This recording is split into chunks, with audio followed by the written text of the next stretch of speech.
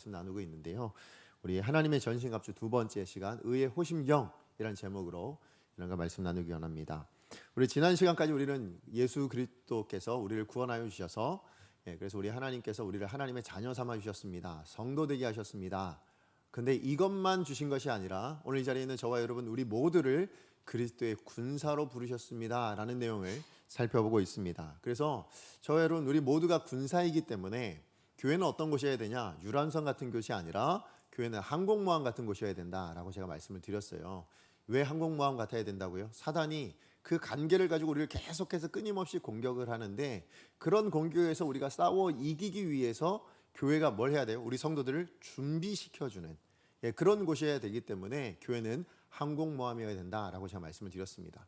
자, 그렇다면 그리스도의 군사가 준비되어져야 된다라는, 뭘 준비해야 되는 거냐, 어떻게 우리가 마귀의 관계를 싸워 이길 수 있는 준비가 되는 거냐라고 했을 때 사도 바울이 제시해 주신 게 뭡니까? 하나님의 전신갑주를 입는 것이다 라고 말씀을 해주셨어요.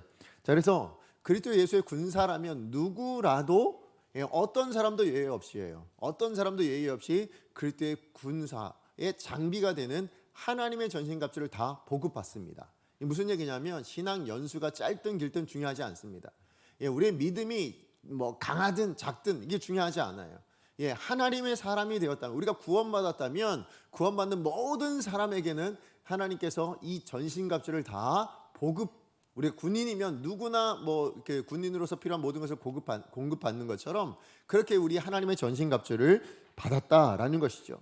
그러면 이 하나님의 전신갑주라는 게 무엇이냐 했을 때 우리 지난주에 살펴봤던 게 예수 그리스도를 살려주셨던 그 하나님의 능력이었다라고 제가 말씀을 드렸어요. 이 하나님의 전신갑주가 어떻게 우리의 마귀와 싸워 이길 수 있는 그런 능력이 되느냐라고 보니까 하나님께서 예수 그리스도를 살려주신 능력으로서의 그 능력이 우리 가운데 주어진 게 바로 이 전신갑주이기 때문에, 그래서 우리가 이 전신갑주를 입으면 우리가 마귀의 싸움에서 준비된, 그래서 넉넉히 싸움을 이길 수 있는 그런 사람이 된다라고 말씀을 드렸어요. 그래서 그 하나님의 전신갑주가 뭐냐 했을 때 6가지로 저희가 지금 살펴보고 있는데, 지난주에는 진리의 허리띠에 대한 부분을 살펴봤고, 오늘은 이제 우리 의의 호심경, 이 두 번째를 살펴보려고 합니다. 여러분, 우리가 의의 호심경이라고 얘기할 때 호심경이라는 단어 혹시 들어보신 적 있으세요? 저는 이게 굉장히 낯설더라고요. 제 입장에서는 이 호심경이 뭐지? 이런 생각이 좀 들었어요. 그랬는데 옛날 있는 우리 한글 개역 개정이 아닌 우리 옛날 한글 성경에는 뭐라고 되어 있었냐면 의의 흉배라고 되어 있습니다. 아마 흉배가 더 익숙하신 분들도 계실지 모르겠어요. 그래서 호심경, 이게 뭐냐면 심장, 그러니까 이 가슴 부분을 보호하는 보호하는 그런 갑옷, 그런 이제 어떤 도구, 이걸 이야기합니다. 그러니까 뭐냐면 그 당시에 로마 시대의 군인들이 장비를 착용할 때요, 이 상반신을 우리가 보호하기 위해서 앞뒤로 가려진 그 보호 장비, 그게 호심경. 또 때로는 그런 게 가죽으로 되어져 있는 그런 갑옷도 있대요. 그런데 그런 가죽으로는 좀 부족하잖아요. 그래서 그런 갑옷에 덧대는 구리판, 그래서 이것을 호심경이라고 그렇게 이야기를 합니다. 그래서 왜 그러면 가슴에 그런 뭐 어떤 갑옷이, 철로 된 갑옷이라든지 아니면 구리 드는 팔을 대냐? 왜 그럴까요?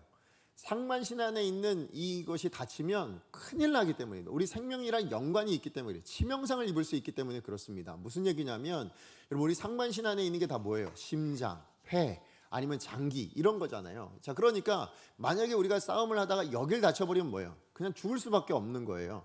자, 그러니까 이런 치명상을 예방하기 위해서 뭐가 필요하다? 반드시 의의 호심경이 필요하다. 그렇기 때문에 군사들이, 어느 군사라도 싸움을 나가려면 이것을 바로 오늘날로 얘기하면 뭐예요? 방탄복을 입어야 된다. 이런 의미로 지금 의의 호심경을 입어야 된다, 그렇게 이야기를 하고 있는 것입니다. 자, 그렇다면 우리 그리스도인들에게 있어서 이 의의 호심경, 그럼 우리는 뭘 막는 거냐라는 거죠. 그죠? 우리 영적인, 그럼 우리의 장기라는 건 뭐냐라는 겁니다. 우리의 가슴을 막는다는데, 그럼 우리가 영적으로 호심경을 입었을 때에는 그럼 무엇을 막는 거냐, 무엇을 우리가 보호하는 거냐, 영적인 장기라는 것이 무슨 의미가 있느냐라는 거죠. 우리 의의 호심경으로 뭘 우리가 막아내는 걸까요? 우리 생각해 보면 사실 마틴 로이드 존스 목사님이라는 분이 에베소서 강의에 이 영적인 장기가 뭔가에 대해서 설명을 해주셨는데, 거기 뭐라고 얘기하고 있냐면, 그 당시에 사람들이 우리가 가지고 있는 어떤 마음, 양심, 아니면 우리의 어떤 생각, 이것이 각각의 장기마다 자리 잡고 있다라고 생각을 했대요.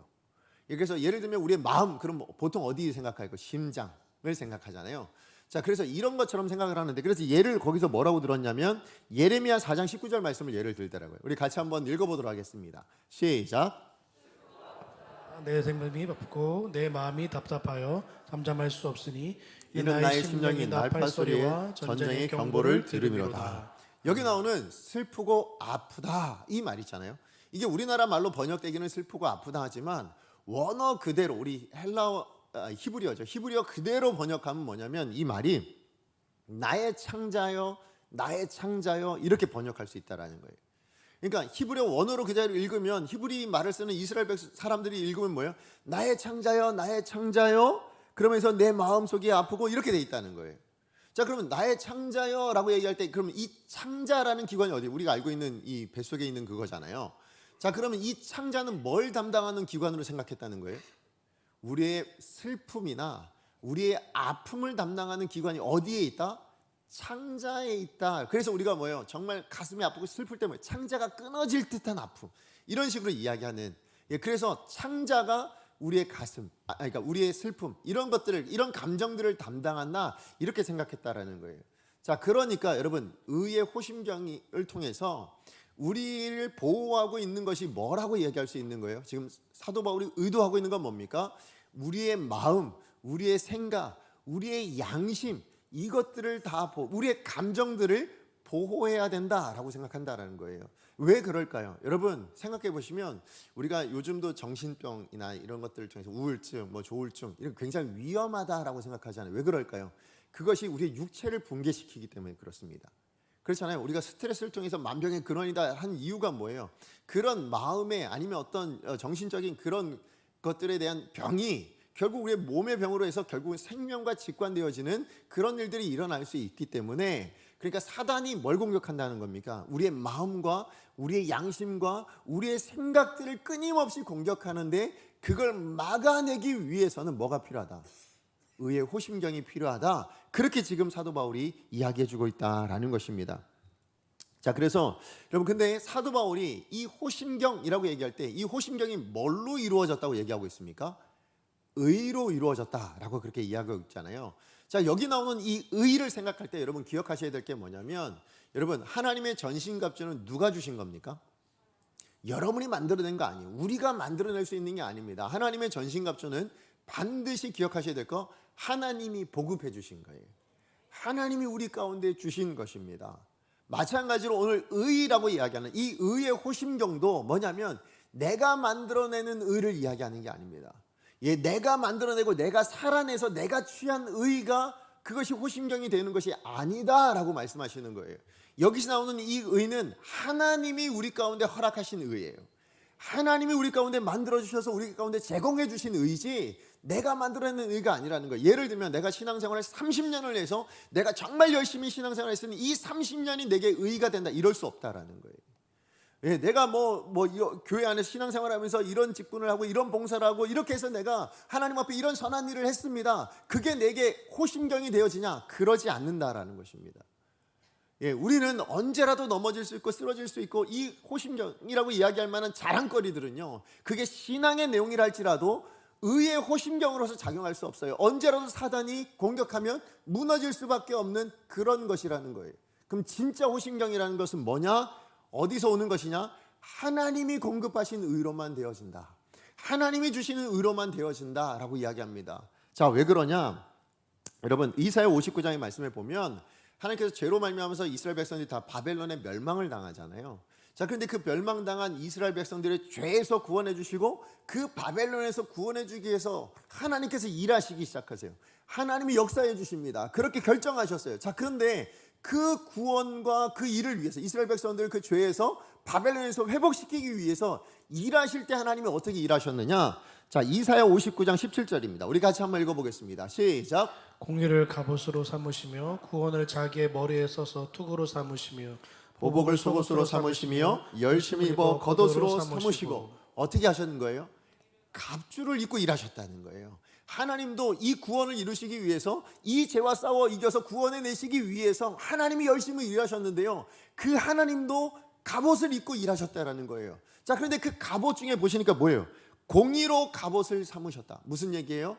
지금 우리에게 허락하시는 의의 호심경이라고 얘기할 때 그 의는 어떤 의냐? 바로 이 구원을 위해 하나님이 입으셨던 그 의를 오늘날 저와 여러분 우리에게 허락하셨다라는 거예요. 그러니까 이는 우리가 가진, 우리가 만들어낸 이 허접한 어떤 의가 아니고요, 허술한 어떤 의가 아니고요, 언제라도 무너질 수 있는 그런 의 아니에요. 아무리 우리가 신앙생활을 열심히 하고 잘했다 할지라도 그게 하나님 앞에 하나님의 의에 비교해 보면 그건 아무것도 아닌 거예요. 그런데 하나님의 의는 다르다. 어떻게 해요? 죄를 구원하시기 위해서 하나님이 입으셨던 의를 오늘 저와 여러분 우리에게 허락하신, 그게 의의 호심경의 의라는 것입니다. 그럼 이 의를 우리 가운데 어떻게 주셨느냐? 어떻게 주셨을까요? 자, 고린도후서 5장 21절 말씀이에요. 우리 같이 한번 읽어봅니다. 시작. 하나님이 죄를 알지도 못하신 이를 우리를 대신하여 죄로 삼으신 것을 우리로 하여금 그 안에서 하나님의 의가 되게 하려 하심이라. 아멘. 예수님께서 죽으심으로예요. 그죠? 예수님께서 우리의 죄를 다 담당케 하시고 십자가에 죽게 하심으로 뭐가 되게 하신 거예요? 그분이 하나님의 의가 되게 하셨고, 그 예수 그리스도를 믿는 우리에게 뭐가 되냐? 그 하나님의 의가 우리 가운데 주어지게 된 겁니다. 자, 그러니까 죄에서부터 구원하셨던, 그때 일하셨던 그 하나님이 입으셨던 그 의를 오늘날 저와 여러분 우리에게 입도록 주셨는데요. 누굴 통해 주신 거예요? 예수님을 통해서 우리 가운데 주신 거예요. 그 예수님 때문에 이제 저와 여러분 우리를 바라보실 때 하나님 뭘로 보시냐? 우리 안에 뭐가 있는 것으로 보시는 거예요? 의가 있는 존재로 보신다는 거예요. 하나님의 의를 가진 존재로 보게 되신 거예요. 자, 그렇다면 왜 이 의의 호심경이 필요할까요? 왜 우리에게 하나님께서 이 의의 호심경을 우리 가운데 주실 수밖에 없었을까요? 그것은 우리가 지난주에 살펴봤듯이 우리가 하나님의 자녀가 되었을 때요, 사단이 끊임없이 우리를 공격합니다. 근데 뭘로 공격하는 거예요? 거짓으로 공격한다고 제가 말씀드렸어요. 거짓의 아비고 거짓인 그 거짓말쟁이인 마귀가요, 거짓으로 끊임없이 공격하는데, 그러면 그 거짓을 가지고 어떻게 공격하냐? 어떻게 공격할까요? 그 공격의 방법이 요한계시록 12장 10절에 나옵니다. 우리 같이 한번 읽어봅니다. 시작. 내가 또 들으니 하늘에 큰 음성이 있어 이르되 이제 우리 하나님의 구원과 능력과 나라와 또 그의 그리스도의 권세가 나났으니 우리 형제들을 참소하던 자, 곧 하나님 앞에서 밤낮 참소하던 자가 쫓겨났고. 자, 어떻게 공격한다고요? 참소함으로 공격한대요. 여러분, 참소가 뭘까요? 진짜 소? 네, 아니잖아요. 그죠? 참소가 뭐냐면 제가 찾아보니까 사전적인 의미가 악한 말로서 남을 헐뜯고 고소함, 거짓말로 죄를 꾸며서 고에 바치는 것, 이게 바로 참소라고 이야기를 합니다. 자, 그러니까 거짓의 아비된 이 사단이 거짓을 가지고 공격하는데 어떻게 하는 거예요?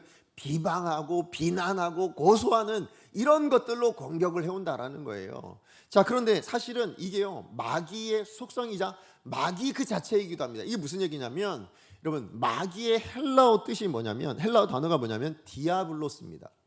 예, 디아블로스예요. 혹시 들어보신 적 있는지 모르겠지만, 예, 근데 이 디아블로스라는 단어가 어디서 오게 됐냐면 디아발로라는 동사에서 왔어요. 근데 이 디아발로라는 뜻이 뭐냐면, 이 디아발로가 비난하다, 비방하다, 고소하다예요. 자, 그러니까 마귀의 이름의 뜻 자체가 뭐예요? 비난하는 자, 비방하는 자, 고소하는 자예요. 근데 비방하고 비난하는데 뭘로 한다는 거예요? 거짓을 가지고 공격해온다라는 거예요. 그렇게 속인다라는 것입니다. 여러분, 무슨 얘기냐? 우리가 아시겠지만 우리는 예수 믿기 전에 다 어떤 사람이었어요? 죄인이었습니다. 예, 우리는 다 죄인이었어요. 하나님 앞에서 불경건하고 불의한 자들이었습니다. 자, 그러나 하나님의 은혜로 말미암아서 우리가 예수 그리스도를 믿음으로 말미암아 우리가 뭐가 됐어요? 구원받았습니다. 그래서 우리가 하나님의 자녀가 되었습니다. 자, 그래서 우리가 하나님 앞에서 뭐가 된 거예요? 의롭다 하심을 받은 사람이 됐어요. 그죠? 우리는 하나님 앞에서 의롭다 하심을 받은 사람이 됐어요. 그래서 이걸 뭐라고 부르냐면 칭의라고 부릅니다. 칭의. 그래서 우리가 유식한 말로 이 정도는 아셔야죠. 그죠? 우리가 그래도 어디 가서 칭의 그게 뭐야? 이러시면 곤란합니다. 그죠? 하나님께서 우리를 의롭다고 여겨주셨다. 하나님께서 우리를 의인이라고 일방적으로 칭해 주셨다. 이게 의인, 칭의라는 단어에 담겨져 있는 의미입니다. 자, 그런데 문제는 뭐냐면 의인은 의인인데 우리가 정말 의롭냐는 거예요. 여러분, 의인이 되셨는데 정말 여러분 의로우세요? 여러분 생각하시기에 이제 죄도 아무것도 짓지 않고 거룩한 사람으로 그렇게 지금까지 살아오셨습니까?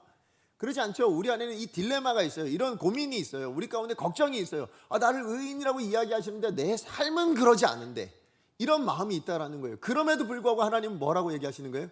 우리를 의롭다라고 이야기해 주신다는 거예요. 자, 그러면 이 칭의에 대해서 우리가 조금 더 쉽게 제가 설명을 좀 드리면, 이걸 여러분 개념을 잘 이해하고 계셔야 됩니다. 자, 이게 어떤 개념이냐면, 사실은 이 칭의라는 건 법정적인 개념이에요.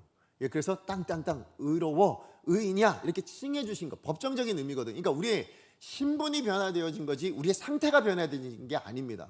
그런데 이 신분이 변화되어졌다는 게 얼마나 감사한 일이고 이게 얼마나 위대한 일인지 몰라요. 왜냐하면 이 신분이 우리의 인생을 이끌어 가거든요. 이게 어떤 의미냐? 여러분, 어떤 청년 둘이 있어요. 자, 청년 둘이 있는데 이 청년 둘이 공무원 시험을 준비합니다. 공무원 시험을 준비하는데, 자, A라는 청년은 진짜 실력이 탁월합니다. 그래서 어떤 사람들이 보더라도, 야, 저 사람은 공무원 되려고 하는데 진짜 공무원 되고도 남아.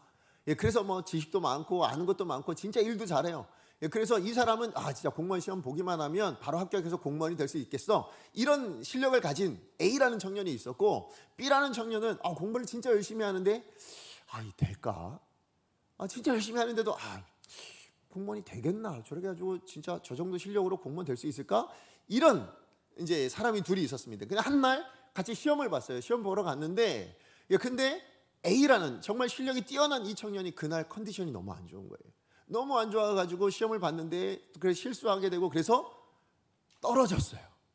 근데 둘째 B라는 청년은 정말 이게 될겠나 싶었는데 그날 컨디션이 너무 좋은 거예요. 그리고 찍었는데도 맞춘 것들이 있어요. 그래가지고 합격을 했어요. 그래서 합격이 돼서, 그럼 A가 공무원이 됐을까요? B가 공무원이 됐을까요? B가 공무원이 됐죠. 자, 그런데 이 A라는 청년이 너무 억울한 거예요. 실력을 봐서는 내가 더 탁월하고 내가 훨씬 더 잘하고 내가 저 사람보다 훨씬 더 잘할 수 있는 능력이 있는데, 그래가지고 그 공무원 합격한 거기에 가가지고, 죄송하지만 제가 실력이 훨씬 더 뛰어납니다. 제가 더 훨씬 더 실력이 출중합니다. 저 사람보단 제가 더 훨씬 더 낫습니다. 어필 안 될까요? 안 됩니다. 왜요?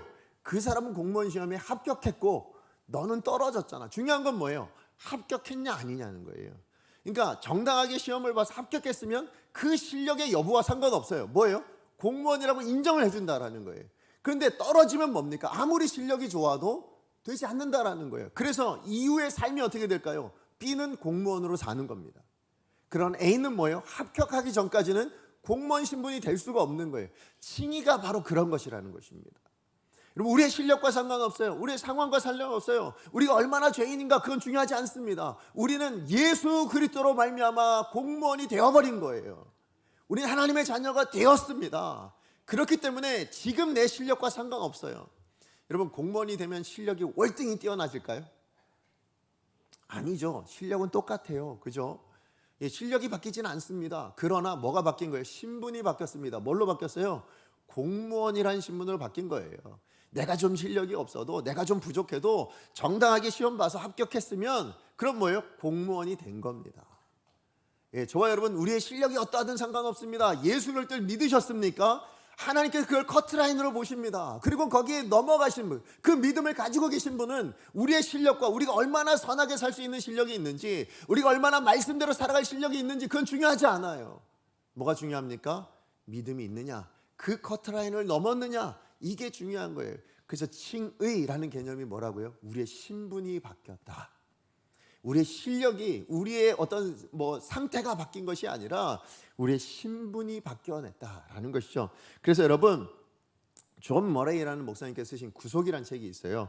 자, 거기에 이 칭의를 이렇게 설명합니다. 칭의가 사람을 실제로 거룩하게 하거나 의롭게 하지 않는다는 사실을 일상을 통해서도 알 수 있다. 무죄가 선언된다고 그 사람이 선하게 되거나 바른 사람이 되는 것은 아니다. 그렇기 때문에 여기에 의롭게 된다거나 거룩하게 된다거나 선하게 만든다는 의미는 전혀 내포되어 있지 않다. 정죄로 사람이 더 악해지는 것이 아니듯 칭의로 사람이 더 선해지거나 의롭게 되는 것은 아니다. 그죠? 그래서 오늘 저와 여러분, 우리에게 하나님께서 허락하신 칭의는요, 여러분, 우리가 죄인 되었을 때 구원하신 거예요. 우리가 여전히 죄인이지만 실력이 없는 줄 아시지만 뭐예요? 그럼에도 불구하고 예수를 믿기만 하면 뭐라고요? 의롭다, 너는 공무원, 이렇게 자격을 주셨다라는 거예요. 그 자격을 가진 사람이 오늘 저와 여러분 이 자리에 있는 우리 모두라는 것을 여러분 기억하셨으면 좋겠어요. 자, 그런데 이때 이제 의구심이 생기는 거예요. 뭐냐면, 자, 이 칭의 교리를 이야기하면 죄책감이 생기는 거예요. 내가 의롭다함을 받아도 되나? 이런 마음이 생기잖아요. 그죠? 아, 내가 이렇게 살았는데도 의롭다, 하나님의 자녀라고 내가 이렇게 사는데도 내가 정말 의롭다라고 이야기할 만한, 성도라고 이야기할 만한 자격이 될까? 이런 의구심이 생길 때가 있잖아요. 바로 이 지점에 사단이 공격해 들어옵니다. 사단이 이 지점에서 공격하는 거예요. 네가 그렇게 살고도 하나님의 자녀라고? 말도 안, 양심이 있으면 그렇게 말하면 안 되지. 이렇게 공격해 들어온다는 거예요. 네가 정말 이렇게 살아가지고 하나님의 자녀, 네가 이렇게 산다고 성도라고? 네가 이렇게 살고도 집사야? 네가 이렇게 살고도 목사야? 네가 이런 삶을 살아내고도 이런 생각을 하고도 이런 말을 하고도 네가 그렇게 생각할 수 있어? 야, 자기 안 되잖아. 야, 그냥 교회 나가지 마. 이런 식으로 계속해서 공격합니다. 그래서 사단이 공격하는 거예요. 우리 마음을 공격하는 거예요. 우리 양심을 공격하는 거예요. 우리 생각을 공격합니다. 그렇게 공격해서 뭘 원할까요? 하나님으로부터 떨어지게 만드는 거예요. 하나님과의 관계를 멀어지게 만드는 거예요. 그렇게 해서 하나님 앞에 나아간들 하나님이 받아주시겠니? 네가 오늘도 실수했는데 오늘 나아간다고 하나님께서 네 기도한다고 그걸 기도를 들어주시겠어? 아니야. 그러지 마.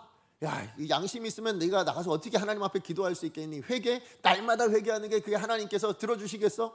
이런 것들로 계속해서 우리를 비난하고 비방하고 고소하고 그렇게 공격해 들어오는 것이 사단의 참소라는 것입니다. 이렇게 우리를 계속해서 공격해 들어올 때에, 그래서 뭐예요? 이런 공격들 앞에서 이걸 어떻게 우리가 막아내냐는 게, 우리가 얼마나 열심히 노력하면 이 공격을 막아낼 수 있을까요? 우리가 얼마나 완벽해지면 이 사단의 공격에서 자유로울 수 있을까요? 그럴 인생이 없다라는 거예요. 그래서 하나님께 주신 게 뭐예요? 내 의를 너에게 줄게. 그래서 주신 것이 뭐라고요? 의의 호심경인 거예요. 그래서 우리는 그 의의 호심경, 예수 그리스도라는 커트라인을 넘어서 넘어온 그 공무원이라는 그 자격이, 그래서 뭐예요? 야, 네가 이 실력 가지고 누가 공무원이래? 그러면 우리는 그 공무원은 뭐라고 할까요? 저 당당하게 시험 보고 합격해서 공무원 된 거거든요. 이렇게 말할 수 있잖아요. 그렇잖아요. 뭐 자격 논하고 실력 논하기 전에 이미 합격해서 공무원이 된 걸 어떻게 해요? 그렇잖아요. 우리는 예수 그리스도를 믿어서 하나님의 사람이 됐습니다. 하나님께서 우리를 의롭다고 말씀해 주셨습니다. 그렇기 때문에 사단이 아무리 공격한다 한들 우리는 뭐라고 얘기할 수 있는, 하나님이 의롭다고 하셨는데 네가 뭔데? 라고 할 수 있는 그 하나님의 의의 호심경을 저와 여러분 우리 모두에게 주셨다라는 것이죠. 그렇기 때문에 이 의의 호심경을 입는 것은 굉장히 중요합니다. 어떤 의미에서 중요할까요? 우리에게 주어진 미래의 인생을 결정하는 데 있어서 너무너무 중요한 부분이라고 말씀을 드릴 수 있어요. 다시 한번 말씀드리면, 우리가 죄인 되었을 때 하나님 우리를 구원해 주셨습니다. 예, 우리는 정말 죄인이에요. 그래서 지금도 죄에 대한 어떤 상태, 그게 아직 여전히 남아있는 인생입니다. 그러나 죄인이었음에도, 그런 상태임에도 불구하고 뭐예요? 예수 그리스도의 십자가로 말미암아 우리를 뭐라고 불러주십니까? 의인이다. 그렇게 불러주신다는 거예요. 그래서 이 의의 호심경을 저와 여러분 우리 모두에게 붙이게 해주셨어요. 우리에게 다 제공해 주셨단 말이죠. 그렇기 때문에 지금 여러분의 상태, 지금 내가 당면에 있는 어떤 환경, 이걸로 여러분을 판단하시면 곤란합니다. 그리고 이걸로 여러분의 미래를 규정하시면 곤란해요. 이게 무슨 얘기냐? 여러분, 만약에 내가 지금 이렇게 당하고 있는, 내가 지금 삶이 이렇게 사니까 내 미래는 이렇게 될 것 같아. 이건 곤란한 겁니다. 그 죄의 결과로 내 미래가 이렇게 불행하게 바뀔 거야. 이런 건 뭐야? 사단의 참소에 우리가 다 패배당하고 있는 모습인 거예요. 자, 그래서 여러분, 우리가 의의 호심경을 입을 때 정말 우리가 이걸 제대로 갖춘다면 그럼 우리가 어떤 유익이 있을까? 오늘 이것을 좀 여러분과 두 가지로 나누고 싶은데요. 자, 첫 번째입니다. 자, 우리가 의의 호심경을 제대로 입을 때 그럼 어떤 유익이 있느냐? 자, 첫 번째는, 자, 의의 호심경, 이 의가 가지고 있는 첫 번째 의미는 뭐냐면 죄 사함을 받았다라는 거예요. 그죠? 죄 사함을 받은 은혜예요. 이게 이 죄 사함이 있기 때문에 우리가 의롭다라고 칭함을 받은 거예요. 자, 그럼 이 죄 사함의 은혜가 뭘 우리 가운데 주느냐, 어떤 유익을 주느냐 하면, 우리의 미래 이제 뭐냐면 하나님의 형벌을 담지 않는 인생이다. 이걸 확신할 수 있게 된다라는 거예요. 여러분, 이 확신을 여러분 가지셔야 됩니다. 자, 이게 무슨 얘기냐면, 여러분, 죄의 삭시 뭐예요? 사망이잖아요. 그죠? 여러분, 죄의 삭시 사망이라는 의미가 뭔지 아십니까? 여러분, 죄의 값을 치러야 된다라는 거예요. 그죠? 근데 그 값은 선불로 치를까요? 후불로 치를까요? 후불로 치른다는 거예요. 이게 죄의 삭은 사망이라는 의미입니다. 무슨 얘기냐면 여러분 죄 지을 때 값을 치르고 죄 짓는 인생 없습니다. 죄를 지을 때는요 그냥 죄를 짓게 돼요. 그리고 죄 지을 때 아무런 문제가 없는 것처럼 느껴지고 오히려 죄 지었을 때 다 잘 되는 것처럼 느껴지실 때가 있으실 거예요. 그죠? 이 값이 뭐 죄를 져도 잘 사네, 죄를 져도 뭐 아무 문제가 없네 이럴 수 있어요. 그러나 여러분 죄의 값은 사망이고요. 그 값은 후불로 청구되어져 옵니다. 여러분이 인생을 끝나실 때, 여러분이 하나님 앞에 서셨을 때 청구서가 올 거예요. 그리고 그 청구서에 뭐라고 되어 있을까요? 사망. 그렇게 온다라는 거예요. 지금 이 땅에 여러분 죄를 졌는데도 아무 문제 없는 것처럼 살아가신 여러분 두려워하셔야 됩니다. 죄의 값은 반드시 있습니다. 사망입니다. 그런데 그것이 후불로 여러분 가운데 언젠가 청구되어질 거예요. 그 두려운 마음을 여러분 가지셔야 돼요. 오히려 두려워하셔야 돼요. 내가 죄를 졌는데도 아무 문제가 없고, 죄를 졌는데도 내가 예수 믿는데 뭐 신앙생활해도 내가 이렇게 죄를 짓고 저런 죄를 져도 괜찮아, 뭐 문제 없는데, 이렇게 생각하신다면 여러분 그 값은 후불로 하나님께서 청구하실 거예요. 두렵지 않으세요? 자, 그런데 정말 감사한 게 뭐냐면 죄사함이라는 게 뭐냐? 죄사함이라는 게 뭐예요? 그 후불로 청구되는 청구서에 보니까 뭐라고 되어 있냐면 이미 다 갚았음이에요. 이미 다 값을 치렀음이에요. 그게 죄사함입니다. 근데 거기 보니까 어떻게 죄사함을 치렀냐? 하나님이 예수 그리스도라는 생명값을 통해서 다 치러냈음. 그래서 어떤 죄를 지었든 무슨 죄를 지었든 값없음. 이게 바로 죄사함의 은혜라는 것입니다. 그래서 여러분 정말 우리가 짓는 이 땅의 죄가요 후불로 언젠가 청구되어질 건데요, 근데 그것을 다 뭐예요? 예수 그리스도에게 다 맡기셔서 예수 그리스도에게 다 형벌을 쏟아 부으셔서 더 이상 우리에게 남은 형벌이 있을까요? 없을까요? 없는 인생이 죄사함이라는 거예요. 믿으세요? 여러분 여러분에게 받아야 될, 여러분이 받으셔야 될 그 모든 죄값은 누가 치르셨다고요? 예수님이 십자가에서 다 지으셨다는 것, 다 치러내셨다는 것 여러분 믿으십니까? 그렇다면 여러분의 미래에는 하나님의 형벌이 있을까요? 없을까요? 없다라는 거예요. 그걸 믿으셔야 된다라는 거예요. 여러분의 미래에 하나님이 담으실, 여러분의 인생이라는 그릇에 하나님이 담으실 것이 형벌이 아닙니다. 뭘 담으실까요? 하나님의 사랑을 담아주시길 원하시고요, 자녀를 향한 하나님의 기쁘신 뜻을 담기를 원하시지 죄에 대한 형벌을 담으시는 인생으로 삼지 않으신다. 그게 죄사함의 은혜라는 것입니다. 그런데 우리는 보통 뭐라고 생각할까요? 우리가 이 죄사함을 생각해 보면 사실 이해가 잘 되지 않아요. 뭐냐면 현실에서는 우리가 죄를 지면 그 값을 치르잖아요. 그러잖아요. 예를 들면 제가 예수 믿지 않는 제 친구랑 같이 요 앞에 가서 OSK 마트 가서 OSK 마트를 털었어요. 먹고 싶은 것도 있고 갖고 싶은 것도 있어가지고 싹 다 털었습니다. 털고 나오는데 경찰이 그걸 발견하고는 잡아갔어요. 자, 그러면 이제 경찰서에 잡혔는데, 이게 앞에서 잡혔어요. 자, 그러면 예수 믿는 저, 목사된 저는 경찰서로 안 가고 예수 안 믿는 제 친구만 잡혀갈까요? 아니죠. 경찰서는 둘 다 갑니다. 그죠? 아니 그러면 죄 형벌은 받는 거 아니에요? 그럼 예수님이 죄 형벌을 담당한다는 게 무슨 의미예요? 이렇게 생각할 수 있잖아요. 그죠? 우리가 사는 현상에 보면 죄에 대한 그 결과값은 우리가 치러야 되는 게 맞는 거라면 죄 형벌을 담당한다는 건 무슨 의미냐라는 거예요. 무슨 의미일까요? 그것은 우리가 영적인 의미로 생각해야 된다라는 거예요. 무슨 얘기냐면 여러분 죄를 지으시면 그에 대한 결과는 우리가 감당하는 게 맞습니다.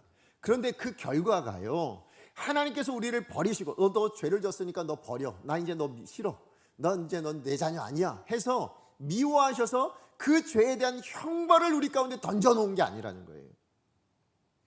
예수 믿지 않는 사람은 그 형벌을 감당하는 거겠지만 예수 믿는 우리는 그 형벌을 감당하는 것이 아니라 뭘 감당하는 걸까요? 하나님의 사랑의 매를 감당하는 거예요. 그러니까 무슨 얘기냐면 내가 감옥에 있다 할지라도 이 안에 뭐가 있는 거예요? 하나님의 선하신 뜻이 있는 거예요. 하나님의 선하신 계획이 있는 거예요. 내가 아무리 내가 잘못해서 감옥에 갈 수 있지만 그곳에서도 하나님은 나에게 선하게 일하고 계신다. 그곳에서도 하나님은 나를 선하게 인도하고 계신다는 것을 믿을 수 있는 확신이 어디서 나오냐? 이 죄사함의 은혜에서 나오는 거예요. 그래서 더 이상 우리는 이 땅에 죄에 대한 결과는 우리가 책임져야 될지 몰라요. 반드시 있을 것입니다. 그러나 그것 때문에 하나님이 우리를 버리셨거나 그 상황을 여러분 맞닥뜨렸을 때 사단이 그렇게 공격하는 거야. 하나님이 야, 너 쌤통이다. 너 죄 짓더니 하나님 널 버리신 거야. 하나님 너를 미워하시는 거야. 그래서 너에게. 그래서 제가 신방 갈 때 종종 어떤 분들이 이제 질병에 걸리셨을 때, 커다란 중병에 걸리셨을 때에 이렇게 이야기하시는 거예요. 제가 이전에 이런 잘못했는데 그래서 하나님이 이런 벌을 주셨나 봐요. 이렇게 얘기하시는 분이 있어요. 아닙니다. 그건 사단의 참소에 패배당하신 거예요. 그래서 옛날 사람들, 우리 옛날 그런 관이 있잖아요. 전생에 내가 무슨 죄를 져가지고 지금 이런 어려움을 당하나, 이런 딱 그 마음이에요. 사단이 그렇게 우리를 공격한다라는 거예요. 근데 우리는 거기에 계속 넘어가고 그렇게 신앙생활하고 있다라는 거예요. 그건 하나님의 뜻이 아닙니다. 여러분의 인생에, 여러분의 남은 평생에 하나님께서 여러분에게 죄를 지을 때마다 그 죄에 대한 형벌을 주시려고 여러분을 따라다니시는 분이 아니세요. 하나님이 여러분을 쫓아다니신다면 왜 쫓아다니실까요? 넘어질까봐, 넘어져서 못 일어날까봐, 죄를 졌지만 그래서 거기 주저앉아 있을까봐 그래 따라다니시는 거예요. 다른 말로 이야기하면 여러분에게 선을 베풀어 주시기 위해서 따라다니신 분이시고, 여러분에게 사랑을 베풀어 주시기 위해서 따라다니는 분이시지, 여러분 죄를 지을 때마다 이 인간이 또 죄를 졌네, 너 형벌 해서 형벌 이거 감당하라고 우리를 따라다니시는 하나님이 아니시라는 것입니다. 그런데도 우리는 신앙생활에서 종종 이런 오해를 하고 있다는 거예요. 우리가 이 칭의를 받은 인생임에도 불구하고, 죄사함을 받은 인생임에도 불구하고 여전히 그런 불안한 가운데, 그래서 사단이 그런 공격을 하는데 우리 자신의, 우리의 마음에, 우리의 생각들을 그렇게 허용하고 있는 그런 사람들이 너무 많다라는 것이죠. 여러분, 혹시 여러분의 삶 안에 지금도 내가 지난해 졌던 것 때문에 지금 내가 이런 일을 당하고 있는 거 아닌가? 내가 지난주에 있었던 이것 때문에 혹시 내가 지금 이런 일을 지금 겪고 있는 건 아닌가? 이런 생각을 하고 있다면 여러분, 틀린 겁니다. 여러분, 하나님께서는 여러분에게 형벌을 담으려고 미래를 보장하지 않으셨어요. 여러분, 오늘이란 이 하루를 통해서 만약에 내일도 여러분의 하루를 하나님께서 허락하신다면 여러분에게 형벌을 담아내시기 위해서 이 남은 형벌을 다 감당하라고 그렇게 여러분의 미래를 제공하신 게 아니라고요. 하나님께서 여러분의 미래를 제공하신다면 그것은 하나님의 선하신 뜻을 이루어내게 하시기 위해서, 저와 여러분을 향한 하나님의 그 크신 목적, 그것을 이루어내게 하시기 위해서 여러분 가운데 허락하신 날들이라는 것을 반드시 기억하시기 바랍니다. 물론 우리가 결정에 대해서 후회할 마음은 있죠. 그죠? 내가 예전에 이렇게 했어야 되는데 그때 그러면 안 되는 건데, 이런 생각들을 하시며 살아갈 수가 있어요. 근데 그거에 대한 보상을 하려고 살아가시는 분들이 너무 안타까워요. 사실은 예를 들면 저는 제가 중학교 때부터 영포였습니다. 수포가 아니라 저는 영포였어요. 영어가 그렇게 싫었어요. 영어를 잘 못해요. 그래서 제가 혹시나 외국에 나가면 이 영어가 안 돼서 이게 너무 불편한 거예요. 그래서 제가 제 아들한테 너는 영어를 잘했으면 좋겠다. 넌 영어를 잘해라. 그래서 제가 우리 아들에게 영어 이러고 제가 산다면 그게 제대로 된 삶일까요? 아니면 제 어렸을 때 꿈 중에 하나가 뭐였냐, 파일럿이었거든요. 전 비행기를 운행하며 그렇게 전 세계를 누비는 게 제 꿈이었어요. 근데 그걸 제가 못 이뤘어요. 자, 그러면 그 꿈을 못 이뤘으니 제 아들에게 셋 중에 하나, 니는 파일럿이 돼야 돼. 그래갖고 파일럿 공부해. 너 항공대학 들어가가지고 뭐 이렇게 해가지고 너 파일럿이 돼야 돼. 이렇게 살아가는 것이, 그러니까 뭐냐면 그 과거의 가오를 보상하기 위해서, 그것을 바꾸기 위해서 그렇게 살아가는 것이 여러분 옳은 모습이냐는 거예요. 그렇지 않다라는 것입니다.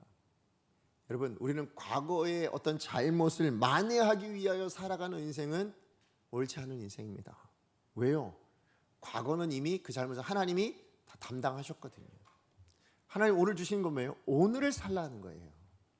내일을 주신다면 그 내일을 잘 살아가라. 하나님의 뜻 안에서 하나님이 주시는 그 새로운 계획들을 이루어가며 살아가라고 주시는 거예요. 과거를 만회하라고 오늘 주신 것이 아닙니다. 그러므로 저 여러분, 우리 모두에게 이 죄사함의 은혜가 뭔지를 다시 한번 정확하게 인식하셔야 됩니다. 여러분, 여러분의 죄는 하나님이 예수 그리스도를 통해 다 치러 주셨습니다. 모든 값을 다 치러 주셨습니다. 그러니까 그 죄책감 가운데 살아가시면 안 돼요. 지난 한 주간 여러분이 어떻게 사셨든 예수 그리스도가 여러분의 모든 죄값을 다 치러 주셨다라는 것.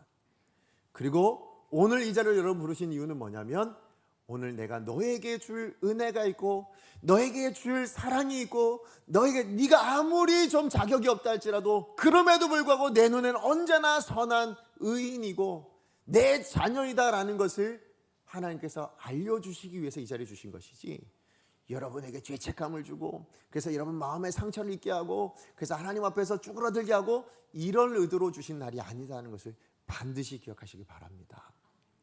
자, 그런가 하면 두 번째, 의의 호심경을 통해서 우리에게 주어지는 두 번째 유익은 뭐냐면요, 하나님의 자녀됨의 유익이 있어요. 이 자녀됨으로 인해서 하나님께서 이제 우리를 대해 주실 때 뭘로 대해 주신다고요? 예수님처럼 대해 주신다라는 거예요.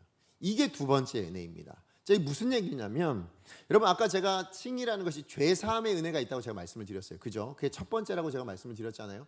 근데 죄를 사해 주셨다라는 건, 자, 여러분 죄인인데 저와 여러분 우리에게 죄를 용서해 주셨어요. 자, 그래서 우리가 이제 죄가 없어요. 그러면 자동적으로 하나님의 자녀가 됩니까? 아닙니다. 여러분 오해하시면 안 됩니다.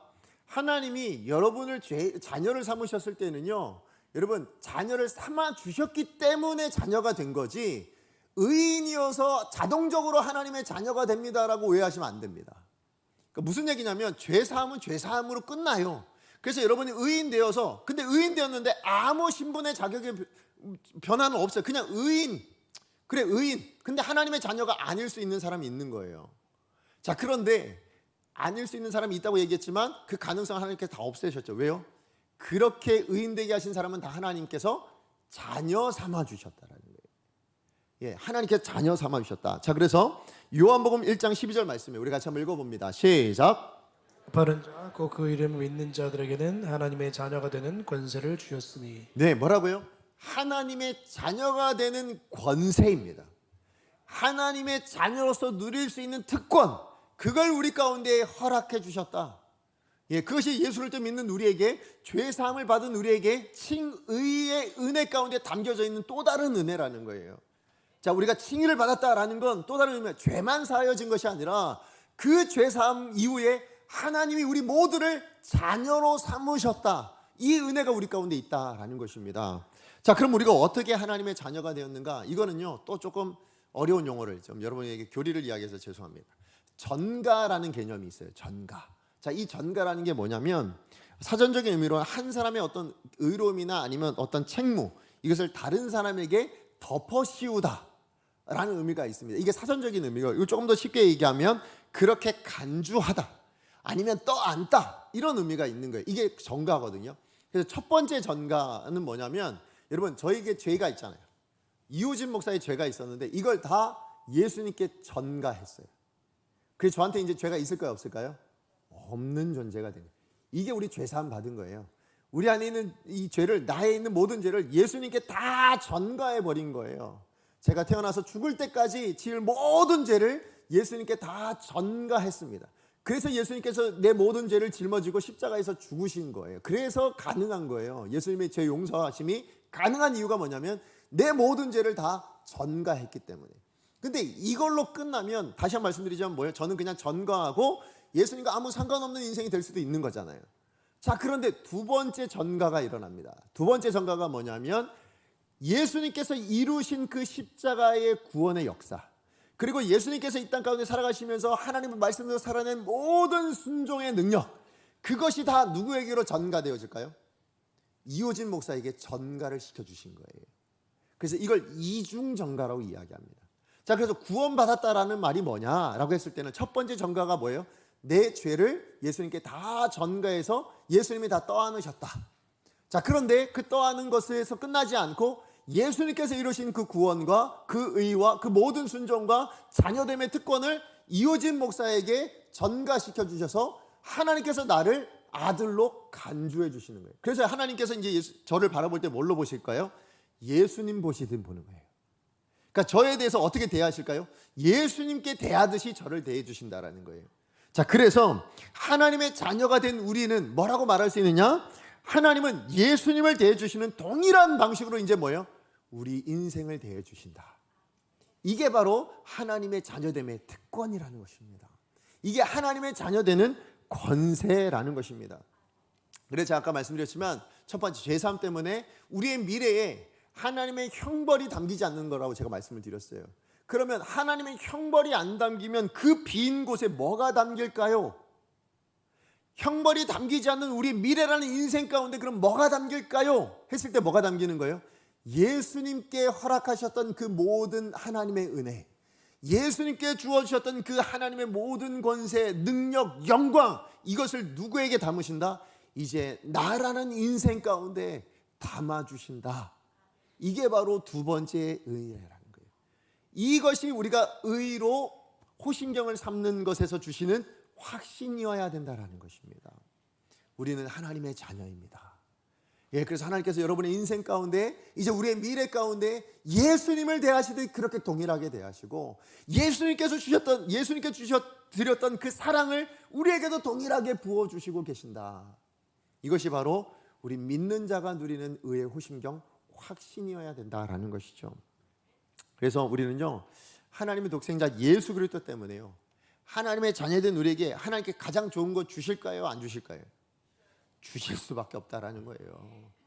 당연히 받을 수밖에 없는 존재가 되었다라는 것입니다. 그래서 이제 하나님 앞에 나갈 때 땡깡 부리며 나갈 수 있는 거예요. 저 주세요 좀 할 수 있는 이유가 뭐예요? 이 자녀됨 때문에, 예수 그리스도를 대하듯 우리를 대하여 주시기 때문에, 그래서 우리가 이 은혜를 누리고 있다라는 거예요.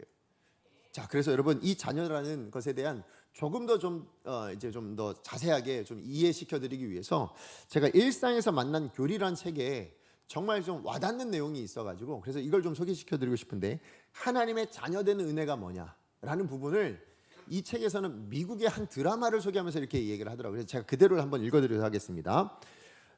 지정생존자라는 미국 드라마가 있대요. 자, 그걸 제가 읽어드릴게요. 미국 드라마 중에 지정생존자라는 제목의 시리즈가 있다. 백악관에 폭탄이 터져 일개 장관이 하룻밤 사이에 대통령이 된다는 내용이다. 갑작스럽게 대통령이 된 그 사람의 아들은 클럽을 전전하며 마약을 팔며 사는 존재다. 아빠가 갑자기 대통령이 되는 바람에 백악관 경호원들이 아들을 급하게 찾으러 간다. 클럽에 경찰이 들이닥친 줄 알고 급하게 도망가다가 붙잡힌 아들은 경찰차에 타서 자기를 어디로 데려가냐고 묻는다.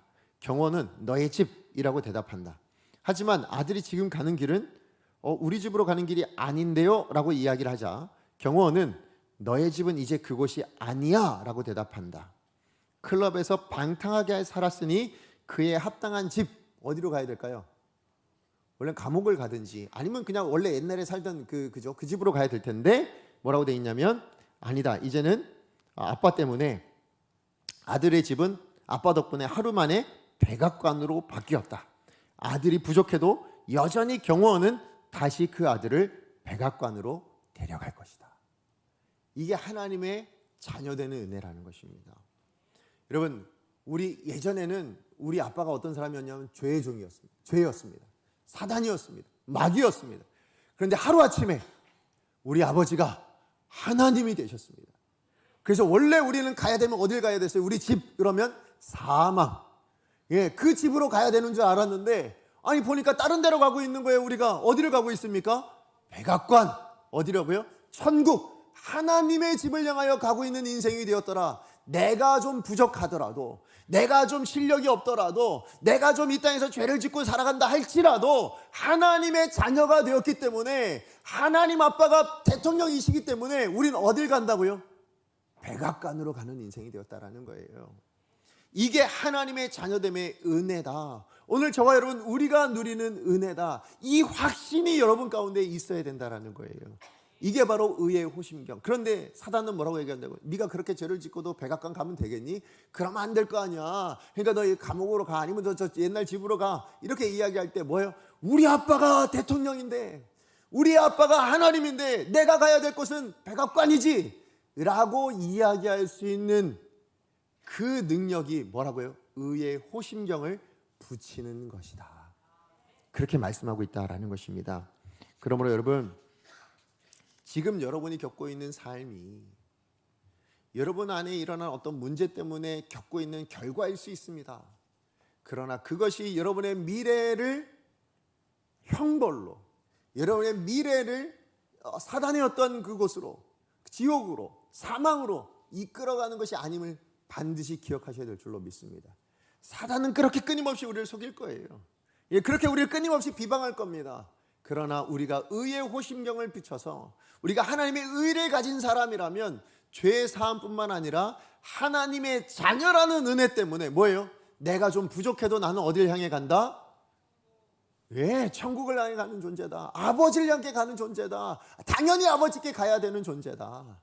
그렇게 말할 수 있는 자신감, 예, 그 확신, 그것이 오늘 저와 여러분 우리에게 있어야 된다. 그것이 은혜다. 그게 의의 호심경이다. 그렇게 말씀해 주고 있다라는 것입니다.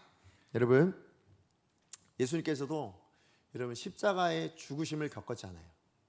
그죠? 십자가가 피해지는 건 아닙니다. 죄의 결과로 인해서 십자가를 가셔야만 했어요, 예수님도. 그러나 그 죄의 자리, 십자가에서 죽음의 자리를 다시 살아나시는 부활의 자리로 우리 모든 사람을 살리시는 그 하나님의 영광스러운 역사로 만들어내신 그 십자가를 여러분 기억하신다면 지금 여러분이 겪고 있는 죄의 결과도 하나님께서 그 안에 형벌을 담아주신 것이 아니라 뭐라고요? 선하신 십자가를 생명으로 바꿔놓으시는 그 선하신 하나님의 뜻이 여러분의 인생에도 담겨있다는 것을 믿으시는 여러분의 인생 되기를 축복합니다. 그것이 의의 호심경으로 무장하는 것이다. 이것을 꼭 기억하시길 부탁을 드리겠습니다. 말씀의 결론을 맺습니다. 의의 호심경을 입는다라는 게 뭐냐? 우리가 제대로 장착했다면 두 가지 기억하셔야 됩니다. 첫 번째는 뭐예요? 죄사함의 은혜가 있다. 그래서 더 이상 내 인생에 형벌이 담기지 않는다. 하나님의 사랑이 담긴다. 하나님의 선하신 뜻이 담긴다. 이걸 믿으셔야 해요. 이걸 확신하셔야 됩니다. 그리고 두 번째는 뭐예요? 형벌이 안 담기는 정도가 아니라 이제 하나님의 자녀가 되어서 그 자녀에게 주시는 예수 그리스도에게 허락하신 그 모든 영광이, 그 모든 사랑이 이제 내 인생에 담기는 사람이다. 그 확신을 가지셔서요, 사단이 여러분을 뭐라고 비난하고 사단이 여러분을 무엇으로 공격한다 할지라도 이 확신을 가지셔야 됩니다. 그게 뭐냐? 로마서 8장 33절 34절 이 말씀 기억하셔야 됩니다. 우리 같이 한번 읽어보겠습니다. 시작. 누가 능히 하나님께서 택하신 자들을 고발하리요 의롭다 하시니는 하나님이시니 누가 정죄하리요 죽으실 뿐 아니라 다시 살아계시는 그리스도 예수시니. 아멘. 여기까지 읽겠습니다. 여러분 기억하세요. 누가 능히 하나님의 택하신 자를 고발할 수 있겠습니까? 그게 아무리 사단이라 할지라도, 여러분이 부족하다 할지라도 하나님이 택하셨기 때문에 끝난 거예요. 누가 우리를 정죄하겠습니까? 그럴 수 없습니다. 하나님 우리를 의의 호심경으로 갑옷을 입혀주셨어요. 그 의의 호심경을 단단히 붙드셔서, 단단히 붙이셔서 사단의 어떤 공격 가운데서도 아니요, 하나님, 그래 나 부족한 거 맞아, 그래 나 죄인인 거 맞아, 그러나 하나님은 나를 자녀로 삼으셨어. 나는 하나님의 자녀야. 하나님의 사랑에서 누구도 나를 끊을 수 없어. 이 확신을 가지고 세상 앞에서 당당하게 살아가실 수 있는, 오늘 이 자리에 여러분 죄 가운데 그래서 정말 쑥스러워하며 그렇게 나오셨어요? 예, 그런 모습으로 나오셔도 돼요. 그러나 돌아가실 때 뭐예요? 하나님의 자녀라는 확신을 가지고 당당하게 이 자리를 나가실 수 있는 저와 여러분 우리가 되어지기를, 그래서 세상 앞에서도 당당하게 살아가실 수 있는 그리스도의 군사로 승리하실 수 있는 복된 저와 여러분 되어지기를 간절히 축복합니다. 우리 말씀 기억하며 함께 찬양하기 원합니다. 우리 그 사랑이라는 찬양입니다. 그 사랑. 여러분, 아버지 사랑 내가 노래해, 아버지 은혜 내가 노래해. 맞아요, 우린 죄인인데요, 죄인이었음에도 불구하고 사랑해 주셔서 우리를 의롭다 칭해 주시고, 그래서 우리의 모든 죄를 사하여 주시고 우리를 하나님의 자녀 삼으시는 그 특권을 주셨어요. 그런데요, 그런 우리가 날마다 살아가면서 우리 안에 있는 이 죄된 어떤 속성 때문에 계속 넘어집니다. 쓰러집니다. 그러다가 어떤 상태까지 되냐? 2절 말씀을 보니까 상한 갈 때 꺼져가는 등불과 같은 내 모습. 그러면 사단이 속이는 거예요. 거봐, 하나님 너 미워하신다니까. 거봐, 하나님 너 이제 버리신 거야. 그렇게 우리를 계속 공격합니다. 그러나 우리가 믿는 하나님 뭐예요? 우리를 택하셨으면 상한 갈 때 아무리 상했다 할지라도 꺾지 않으시는 분이십니다. 아무리 꺼져간다 보인다 할지라도 끄지 않으시는 하나님, 변함없으시고 성실하신 그 하나님의 사랑. 그래서 그 어떤 권세도 생명도 천사도 하늘의 그 어떤 권세도 끊을 수 없는 그 사랑이 우리 가운데 부어져 있다. 이 확신이 뭐라고요? 의의 호심경. 이것을 붙드시고 우리 살아갈 수 있도록 우리 이 찬양 같이 한번 부르도록 하겠습니다. 아버지 사랑 내가 노래해. 아버지 은혜 내가 노래해. 그 사랑 변함없으신 거짓 없으신 성실하신 그 사랑 상한 갈대 꺾지 않으시는 꺼져가는 등불 끄지 않는 그 사랑 변함없으신 거짓 없으신 성실하신 그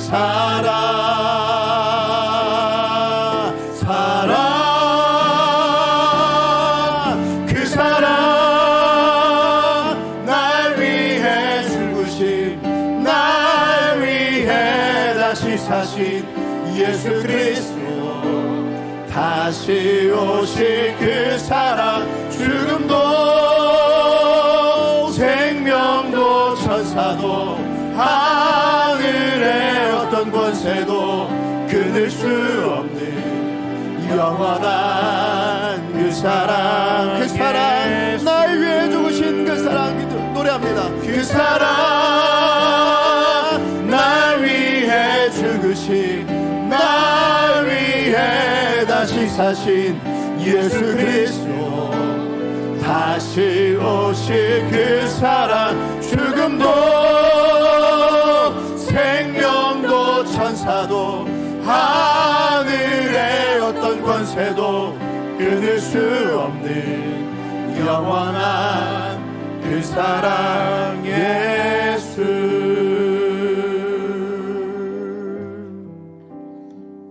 우리 말씀 기억하면서 또 오늘 찬양 가사를 기억하면서 우리 기도했으면 좋겠습니다. 여러분, 우리는 하나님의 자녀가 되었습니다. 물론 우리 안에 죄된 속성은 여전히 남아 있습니다. 여전히 우리는 죄를 짓고 살고 있습니다. 그럼에도 불구하고 죄인된 우리를 모든 죄의 값을 예수 그리스도를 통하여 다 담당케 하셔서 우리를 의롭다 칭해 주시고 그 의롭게 된 우리를 하나님의 자녀로 삼아 주셔서 오늘 저와 여러분 우리가 이 자리에 있는 줄로 믿습니다. 우리가 좀 실수할 수 있고 또 때로는 좀 악할 수도 있으나 그럼에도 불구하고 하나님은 죄의 형벌을 우리 인생 가운데 담으시지 아니하고 예수 그리스도께 허락하셨던 그 모든 은혜와 능력을 우리 가운데 부어주셔서 그 어떤 것으로도 하나님의 사랑에서 끊을 수 없는 그런 인생 되도록 만들어주셨다는 이 확신이 오늘 저와 여러분에게 의의 호심경으로 작동되어지게 하여 주시옵소서. 그래서 사단의 어떤 공격에도 넘어지지 않고 우리의 마음과 우리의 생각과 우리의 양심을 지켜내고 뿐만 아니라 그것에서 만족하지 않고 이제 우리가 하나님의 자녀이기 때문에 하나님의 자녀답게 이제 우리가 의롭게 살아가겠습니다. 이제 우리가 정말 하나님의 자녀답게 하나님의 뜻을 따라 살아내겠습니다. 이 결단의 기도를 하나님을 올려드리는 이 시간 되기를 소망합니다. 우리 같이 주여 능력을 주옵소서 한번 외치고 기도합니다. 주여 능력을 주옵소서. 사랑하는 하나님 감사합니다. 오늘도 우리에게 주신 하나님의 은혜, 하나님 우리를 사랑하셔서 죄인된 우리인데 하나님 정말 우리가 죄인인데 그래도 불구하고 하나님 우리가 담대하게 살아갈 수 있는 은혜를 허락하신 하나님 감사합니다. 하나님 정말로 주께서 우리의 은혜를 풀어주셔서 하나님 우리를 정말 하나님 은혜를 허락하여 주셔서 우리가 하나님의 자녀되게 하셨고 의의 호심경으로 하나님 우리를 하나님 정말 범할 수 있고 보호할 수 있도록 사단의 어떤 공격에서도 참석 가운데도 넘어지지 않는 인생 되게 하여 주셔서 감사합니다. 우리 가운데 모든 성도님들 한 분 한 분 하나님 정말로 이 땅을 담대하게 살아갈 수 있게 하여 주시옵소서. 하나님 우리가 죄인인 건 맞습니다. 그러나 그럼에도 불구하고 죄인된 우리를 사랑하셔서 하나님 우리의 모든 값을 치르게 하여 주셨고 이제 우리는 하나님의 자녀로서 남은 평생을 살아가게 됩니다. 하나님 그 특권을 기억하고 하나님 이제 우리가 하나님의 자녀들께 우리의 남은 평생을 살아가는 결단하는 이 시간 될 수 있도록 주님 도와주시옵소서. 하나님 그 어떤 것도 하나님의 사랑에서 끊을 수 없는 존재가 되었음을 기억하고 하나님의 사랑에 합당한 존재 하나님 것을 기뻐하며 기꺼이 하나님의 뜻대로 살아내는 결단하는 귀한 시간 될 수 있도록 여전히 연약하지만 오늘도 우리를 의로 붙들어 주신 은혜 받들어 주옵소서. 사랑하는 하나님 감사합니다. 죄인이었는데 우리를 그냥 사방에 내버려 두셔도 됐는데 우리를 사랑하셔서 우리의 모든 죄값을 예수 그리스도에게 전가시키시고 예수 그리스도의 십자가에 죽게 하여 주셔서 우리의 모든 죄값을 치러주신 하나님 감사를 드립니다. 그런데 죄값을 치러주신 것만으로 끝낸 것이 아니라 그렇게 죄값을 치른 우리를 의롭다 말씀하여 주시고 더 나아가 하나님의 자녀 되게 하여 주시어서 우리의 남은 평생 가운데 예수님이 누리시고 예수님께 부으셨던 그 모든 은혜와 그 능력과 그 영광을 우리 가운데 똑같이 대하여 주시겠다고 우리의 아버지가 되어 주시겠다고 그렇게 우리와 함께 하시는 하나님이 계셔서 너무 감사를 드립니다. 하나님 이제 우리 강성의 모든 성도님들 그 하나님의 사랑에서 그 어떤 것도 끊을 수 없고 사단의 모든 공격에서도 우리를 넉넉히 이기게 하시기 위해서 의의 호심경을 붙여주셨다라는 것을 기억하고 하나님 그래서 우리 의의 호심경 붙들고 우리 남은 평생을 우리가 의로운 자로서 하나님의 자녀답게 살아가기로 결단하는 기도를 주님 앞에 올려드렸습니다. 하나님의 능력으로 하나님 주신 성령의 충만하심으로 우리의 결단이 이루어지는 인생 되게 하여 주시옵소서. 그래서 우리 남은 평생이 기꺼이 사단의 어떤 공격도 이겨내고 더 나아가 우리 하나님의 능력으로 하나님의 은혜로 살아내는 인생을 세상 가운데 증거하는 빛과 소금이 되어지는 귀한 그리스도의 군사가 될 수 있게 하여 주시옵소서. 예수님의 이름으로 기도합니다. 아멘. 이제는 우리 주 예수 그리스도의 은혜와